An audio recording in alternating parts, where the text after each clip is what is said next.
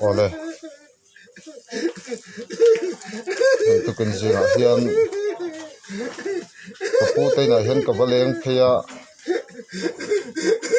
ha kang tokin pathian thu te ka soi bot line bedroom ma train ron chhuwa ka ti hian an veranda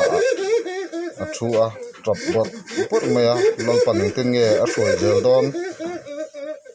chung trai pui hi ngai tak me a tin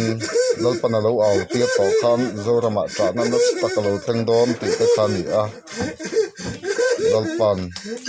kapu tak sakal tang hian zoram hi min tra ani putar kum somriat ani a trap ngoi zoram i don't do this silo zoram i don't do this silo mo